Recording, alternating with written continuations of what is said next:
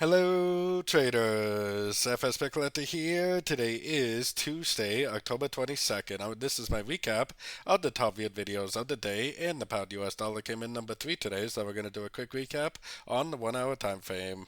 If you didn't see my full top down analysis on the pound dollar from this morning, make sure you check out the video linked at the end of this video over here.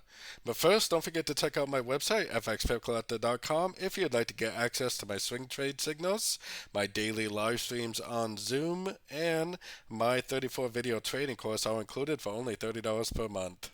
So anyways, I left my Fibonacci retracement out here because it really has been a trend trader's dream lately. All this thing has been doing is continuing to make beautiful, beautiful trend entries. If you've been following along with my videos, you know that I've been telling you to go short unless we get that structure breaker. That key higher time frame structure break tells everything. For me personally, I'm still looking for every move to the upside as possibly just another correction to the downtrend.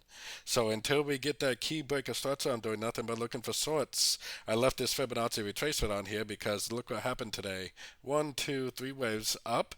Probably not the best ABC correction ever, I definitely will admit that, but 3 waves up, Fibonacci bounce, big engulfing move to the downside, another beautiful trend trade. Probably another 40-50 pips right there, which is definitely nothing to complain about, that's for sure. So anyways, looking at the news calendar, we do have a couple things tomorrow, mostly Canadian news. We got Canadian interest rate news tomorrow. They are planning on lowering interest rates by 50 basis points tomorrow, so that's a pretty big drop. I would expect to see some moves out of the CAD pairs tomorrow. And besides that, not really a whole lot. We got the press conference for the CAD. Definitely watch out for that.